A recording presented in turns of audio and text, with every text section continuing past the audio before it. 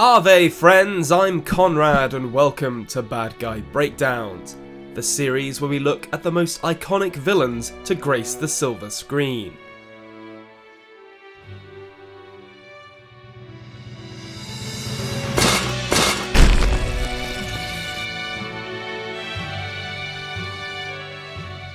We're in ancient Rome today, and if you're expecting any more Latin to help immerse you in the setting, then you are out of luck, because my entire knowledge of it is based on Asterix comics and you've just heard all of it. But we will persevere. This is the first Bad Guy Breakdown about a real person, that being Commodus, the son of Marcus Aurelius and a fairly notorious Roman emperor. That means there's unavoidably going to be some discussion of history today. But fear not. If the idea of me droning on about why I actually quite like Commodus, or enumerating the ways in which Ridley Scott's largely fictional version of the character still captures the spirit of the man sounds boring, you've got some attitude, mister. Then I'm sure you'll enjoy the bits where we talk about gladiators fighting rhinos, Germanic barbarians speaking Zulu, and a sequel where Maximus comes back from the dead to kill Jesus and then ends up fighting in the Vietnam War. And no, neither you nor I had a stroke while I was reading that last part. Let's get into the villainy. That makes us brothers, doesn't it?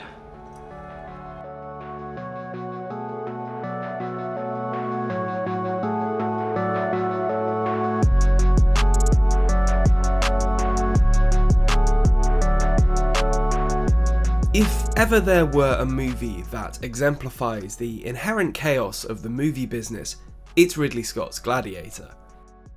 Not because it's the most troubled production, it isn't by a long shot, but because of how spectacularly it managed to succeed despite being cobbled together on the fly by a rotating crew of producers, actors and writers who spent half their time leaving and then rejoining the production and the other half arguing with each other.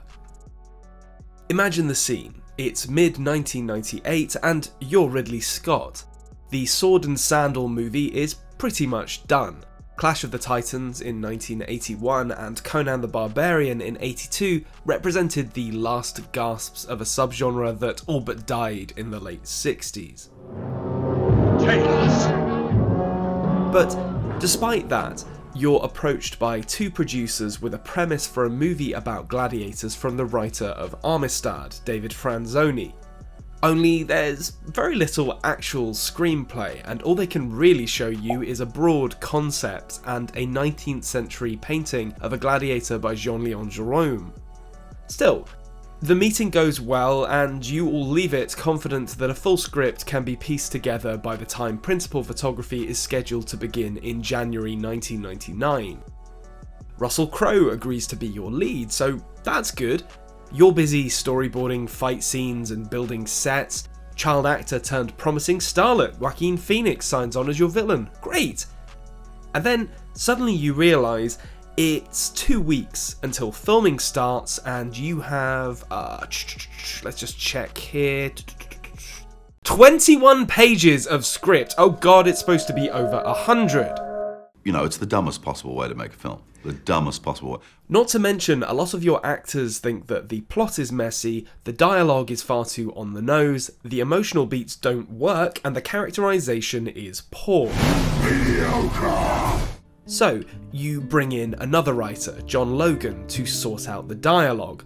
Great, that covers that. But the rest of the story still sucks. Better bring in a third writer, Bill Nicholson, to find an emotional core for it and get this to a point where the actors are happy with it. But that means letting them have input on the writing too. Also, while this is happening, you need to start filming your movie, you know, the one that you still don't have a script for. Also, those two new writers you brought in, they're both going to need to have to take time off to deal with burnout because they're working so hard to get this script finished. Good luck, I guess. So you're heading into principal photography with 2 producers, 3 writers, one of whom is also a producer, and a lead actor demanding input on the screenplay, which is still about 90 pages too short. Does this sound like the foundation upon which a Best Picture winner is built? Because somehow it was.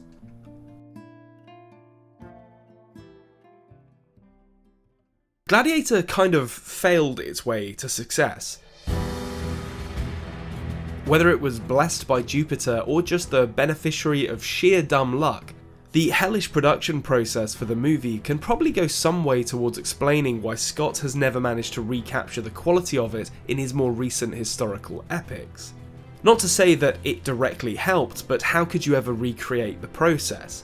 To find a Scott-helmed fantasy or historical movie of equal quality, you need to look back almost 40 years to the likes of The Duelists, Legend, and of course that swimming pool advert for Chanel No. 5. There isn't a joke here, I just think it's funny that he made this. To their credit though, the producers and Scott at least knew that in order to make Gladiator work, it needed to feel distinct from the classic sword and sandal movies of the 60s. And to do that, they decided on two key tenets around which their story would be based. The first was the elevator pitch for the whole movie, that it wasn't really about Roman life, but an American morality play told in a different setting. It's essentially a story of sporting triumph filled with allegories for the distinctly American infatuation with democracies toppling evil monarchies.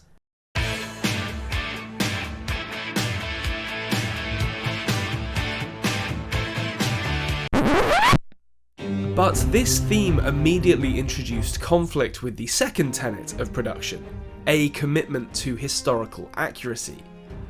Because not only did Maximus not exist, there was a Roman general who sort of matched this historically, who when Commodus became emperor disappeared.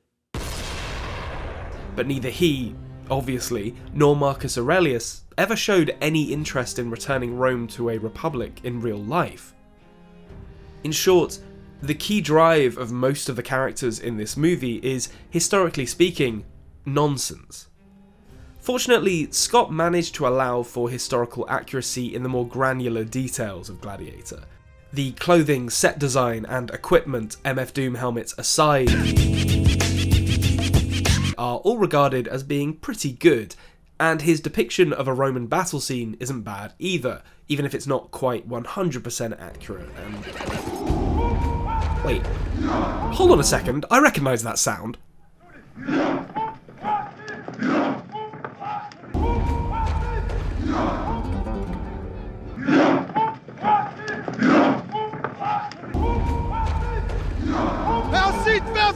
Why the hell are these Germans shouting in Zulu? Be quiet now, will you? There's a good gentleman. So, this is probably intended as a reference more than anything else. It's likely that Scott just likes Zulu and wanted to put in a little nod to it. But it's a bizarre one because it's not like this is some partially hidden Easter egg. It's very prominent in the sound design. Or maybe Ridley Scott thinks Germanic tribes in 180 CE spoke Zulu, who knows? Turn down for what? Turn down for... But I'm nitpicking here. Gladiator gets a lot of the minor details right. And even if its big picture, including its depiction of main villain Commodus, is almost entirely fictional, Scott managed to find and exploit elements of reality around which to construct his fictionalized tale and characters. In the case of Commodus, this meant that he worked exceptionally well as an antagonist for the story, while still remaining somewhat faithful to historical reality. Commodus was a man who needed to be loved both by his family and the people. That's a matter of historical accord. And the theme of love driving men to desperate actions runs right through the heart of Gladiator, in fact defining our hero as well as the man opposing him.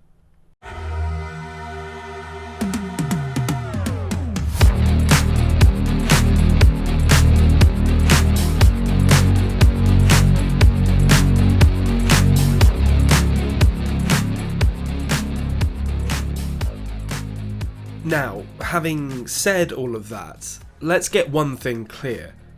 On the face of it, Commodus was done kind of dirty by parts of Gladiator. Was he a good emperor? Oh my goodness gracious, no. But he had such insanely high expectations placed on his shoulders that it was almost impossible for him to be anything but a disappointment. His father, played by Richard Harris in the movie, was Marcus Aurelius, the last of the so-called 5 good emperors, a term coined by Niccolo Machiavelli in 1531. It was nice of him to wait until Commodus had been dead for over 1,000 years before absolutely obliterating what little legacy he had. But even at the time, if you're ascending to the throne knowing that the last 5 guys in charge, including your dad, have been what the Romans colloquially described as absolute bangers, that's a huge amount of pressure. Not to mention that Commodus was, at the time of his coronation, the only emperor to have been born in the purple, a phrase used to describe children of emperors who were born after their fathers attained the position. Essentially a shorthand for describing someone as insanely privileged. Oh, and he was 15 years old when he became emperor to boot, which... come on, Lucky, you're fooling no one. So, Commodus was coming to the role as essentially a child after the single best string of rulers in the entire 1,000-year history of the Roman Empire, all while being regarded as a pampered upstart by most of the people he was to rule before he even took the job. Now that's pressure. How did he respond to that pressure? Not great, to be honest, but he didn't kill his dad, so that's something. Dramatization may not have happened. In the movie, Marcus Aurelius is smothered after a phenomenal scene where he reveals to Commodus that he will not be emperor, and that Rome will be returned to the people as a republic, which, again, didn't happen and also isn't how the Roman Republic worked. In reality, Aurelius did die while on campaign with his army somewhere near modern-day Austria during the Marcomannic Wars, but it was of natural causes and his son was never in doubt as his heir. Oh, also, those wars, it was Commodus who ended them, not his dad. But one thing that Gladiator absolutely gets right about Commodus, in both the way the character is written and in the needy, childish performance of Phoenix, is the character's absolute obsession with being loved, both by his subjects and those close to him. If they lie to me, they don't respect me. If they don't respect me, how can they ever love me? And one of the reasons that he works so well as a foil to Maximus is this aspect of his character. When Bill Nicholson was brought in to work on the script of Gladiator, he made it clear that what he was inheriting was a movie about a man, Maximus, wanting to kill someone, Commodus. And what he wanted to turn it into was a movie about a man who loved someone, his family. How can I create a plot for this story that means that his drive is to be with the people he loves rather than to slaughter a monster? The slaughtering of the monster is good, I'm not against that, it's just not the end of the story for me.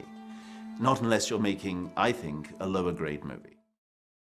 To do this, he needed to lace the concept of an afterlife throughout the movie, which is a theme we'll discuss in a bit more detail later. And he needed to explore the way the major characters in the movie were driven by love, because by making it the key desire for both Maximus and Commodus, it makes both the hero and the villain more sympathetic.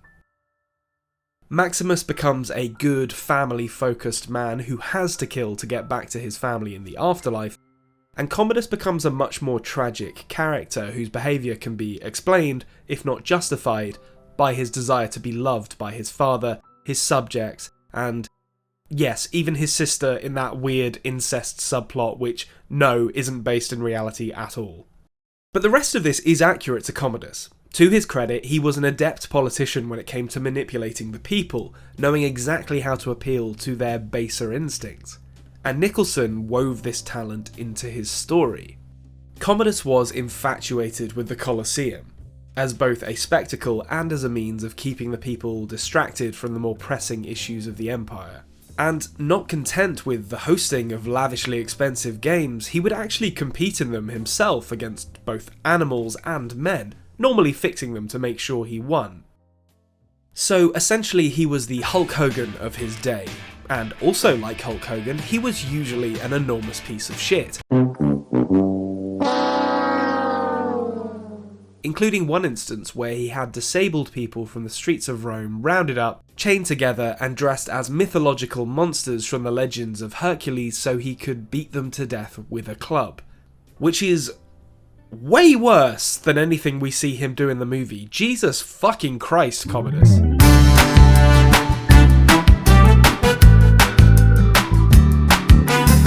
But the people liked it, I guess? He was a populist who knew how to appeal to the common man, and held all sorts of tournaments throughout his reign. How did he pay for these tournaments? Well, he taxed the senators, the political class, who at this point weren't working for the Roman public at all and were almost entirely corrupt. Which actually kind of rules. Right on, Commodus, eat the fucking rich, dude. Listen, he was a mixed bag as an emperor, I think we can all agree. Beating the disabled to death, that's gonna ding you in the polls, but taxing the rich and putting on free wrestling shows that you also compete in, people are gonna lap that up. And it's obvious that this idea of Commodus having little to no patience for the bureaucracy of a corrupt elite was used to inform many of the character choices in the movie. It's just unfortunate that the reality of the Roman Senate he railed against was not also translated to the screen. And therein lies the conflict between the movie's commitment to an accurate depiction of Rome and the need to tell a good story, where the application of American ideologies about democracy rub up against the hard-to-swallow fact that the Roman version of it bore very little resemblance to modern ones, where the ruling class had stopped even pretending to serve the plebeians, that is, the free but common class, and acted in a purely self-serving manner that only further alienated them from the citizens of Rome. Obviously, that's completely different from modern-day America, and I'm not making any comparisons at all here. None whatsoever. But the idealism with which Gladiator approaches democracy borders on fantasy. It's selling a lie. So when Maximus and co wax lyrical about a desire to return Rome to the glory days of old, where the Senate runs the show, it's kind of difficult not to look at Commodus and say, is he actually any worse than that?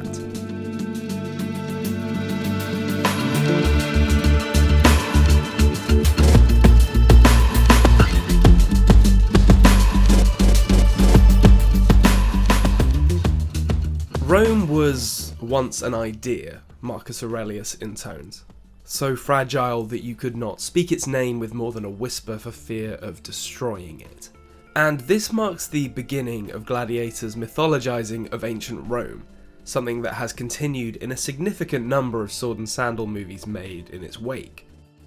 You can see this notion of a frail but noble idea defended by a few good men against the dark hordes of barbarians in 300 and its sequel.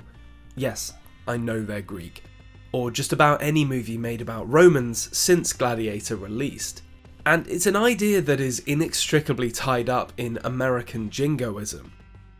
This is the projection of a modern Western moral dichotomy, that democracy represents civilization and everything else corruption and savagery. And yet, let's pretend that all of this mythology is accurate and the Rome Maximus and friends strive to protect did actually exist, and that the flaws in the Senate, some of which the movie does pay lip service to, were symptoms of having an emperor which would be fixed by the removal of the position and the restructuring of government. What we doing live? Echoes in eternity. First things first, Marcus Aurelius decides that on the strength of his character, it's a wise choice to give Maximus sole control of the Roman Empire on the understanding, or more accurately, hope, that he will follow through on Aurelius's final wish to have Rome return to the state of a republic. Now, famously, when military leaders are given or seize absolute power, they always give it up again, almost immediately. Or, oh no, wait a minute, I misread that. Okay, so it does say here that they literally never give it up, and you always end up with a military dictatorship. So the most likely outcome of this decision, before we even factor in any of the difficulties implicit in the change they intend to enact, is that you end up with a different man being the autocrat of the Roman system. Good job. But Maximus is a moral and honest man, and maybe he'll be able to resist the temptation of absolute power and stay true to his word. There is still one small problem though. Maximus doesn't appear to follow the Roman pantheon of gods, and might even have been a devotee of a form of Christianity. In an early scene he prays to Blessed Mother, Blessed Father and the spirits of his ancestors, which sounds like a blend of paganism with some Christian language mixed in. Now, from our modern pluralistic worldview, there should be no issue with him being a Christian, but in Rome, prior to the Emperor Constantine officially converting to Christianity in 312 CE, it was required that Roman citizens make regular prayers to the gods of the state religion. The fortunes of the empire itself were believed to be determined by the commitment that the citizenry showed to these prayers. So to have some new warlord of Rome demand a fundamental shift in the form of government as their first act in charge while following a totally different religion to the state-sanctioned one, the prayers to which had seen the Roman Empire just enjoy its most prosperous period ever, as a reminder, that's going to pinch a bit. And when I say pinch, I mean that Maximus and his army are probably going to be dealing with civil resistance, if not outright insurrection. To recap then, if this plan didn't result in a military dictatorship, then it was likely going to end with a bloody civil war. So it was a bad plan from the start, almost as if it was made up by a movie writer and not the actual Marcus Aurelius. Now, view yourself as Commodus watching this unfold. Are you really fit for the job? Well, you have some good ideas, but if we're being honest, not really. You're kind of a himbo, have a weird relationship with your sister Lucia, and there are serious questions about whether you've lied about your age. But even with all of that taken into account, sticking with you is probably still the better option than shaking up the whole system just to either end up in exactly the same situation or with a religious war on your hands. In short, Commodus was right to oppose this bullshit. He could see what Rome truly was. I think he knows what Rome is. Rome's the mob. You conjure magic for them and they'll be distracted. He could cut through the mythologizing of what Rome should be and deliver a rule that was at least relatively bloodless. Well, outside the arena. Which is more than can be said for Maximus, who has the luxury of dying seconds after making his own proclamation for the fate of Rome rather than sticking around to face the consequences of it. And speaking of Maximus and death, there's one final reason why Commodus was probably in the right to try and keep the rule of Rome out of the hands of this militaristic iconoclast. And to discuss it, we need a quick refresher on what writer Bill Nicholson brought to this script. How can I create a plot for this story that means that his drive is to be with the people he loves? The obvious answer was an afterlife.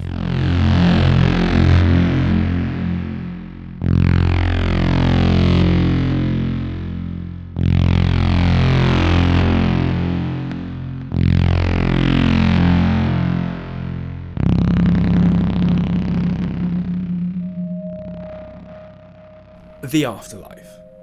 Wherever you stand on it, in the internal logic of Gladiator, it absolutely exists, and Maximus is enthusiastic about reaching it so he can see his family again. Unfortunately, in the canon of Gladiator, there also exists a script for a planned sequel to this movie written by musician Nick Cave that expands on the lore of the gods and Elysium, turning Maximus into an undead revenant of sorts, where upon dying he enters the underworld and is confronted by the withered forms of the Roman gods who are losing their power due to the rise of Christianity. They make a deal with him. If he returns to the mortal realm and kills Christ, not the human Christ who is already dead, but the mythological entity of the Christian god, then they will return him to Elysium with his family. He goes back to Earth 20 years after his death, only to find that his son is still alive, somehow. Walk it off, big guy! Yeah, he's probably fine. And Lucia's son Lucius is emperor and evil now, for some reason. I don't know why.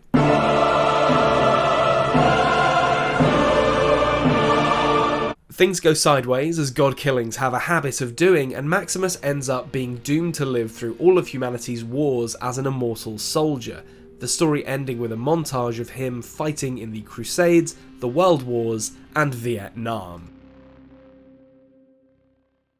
Now, let's just, you and I together, take a moment to reflect on how fucking insane that script is. Nicolas Cage, what are you talking about? And to his credit, when Russell Crowe, who asked Cage to write this, read it, his response summed up what I think we're all thinking. Don't like it, mate. But let's not bury the lead here. Cage committed this to paper as a legitimate continuation of the Maximus story, and it serves my point about Commodus being in the right to try and kill him, so you'd better believe I'm going to use it. Not only was Maximus a warlord who was potentially going to toss Rome into religious conflict, but he would also become an immortal soldier who dooms humanity to an eternity of wars and kills gods sometimes. All I'm saying is that we should take this hastily written script, presumably delivered on the back of a cigarette packet, for what it is. An entirely legitimate and ominous portent for humanity's downfall. And that fucker Maximus is at the heart of it. Commodus probably deserved to die at the end of this movie. I'm not trying to get him off the hook here. But so did Maximus. Probably more. Thank God the Emperor was there to avert this catastrophe before it could fully unfold. So, what happened to the real Commodus? Did he also die in the arena at the hands of a man he had wronged? Well, not really. He was poisoned by his wife and then strangled in the bathtub by a wrestler called Narcissus, which is just one hell of a way to go. Look at me! I'm a total package! I will rip him apart! I'm pissed now! He's widely remembered as an abject failure. He could never quite move past those daddy issues, but we can't really blame him for wanting a parent who would love him and tell him he was doing a good job. I would put to the whole world. If you would only love me. There's a scene about halfway through the movie, which I've always loved, where he comes face to face with a bust of his now dead dad and begins hacking at it with a sword as tears stream down his face. It's a moment of genuine vulnerability for the character, and it really makes me feel sorry for him. Because, despite being a bit of a dick, and a crybaby, and a murderer, he never actually had much of a chance at being anything else. Early on in Gladiator, seconds before he is killed, Marcus Aurelius tells Commodus that any shortcomings he has are his failings as a father. And there's a lot of truth to this, I think. We're all just big balls of neuroses and hang-ups that our parents were kind enough to saddle us with. And his are some of the worst. So, when I think of Gladiator, I don't think of Maximus's cool helmet and speeches, or that one scene that they had to cut where he was going to fight a rhino. Seriously, look that up. Or Oliver Reed's CGI face. I think of Commodus, of the failure of a son who couldn't live up to his father's expectations, or live with the knowledge that there was someone far better than him waiting to take over, and so chose to go out swinging. Thank you, Commodus, for saving us from disaster and then giving us the catharsis of seeing you humiliated. You poor, stupid, noble soul.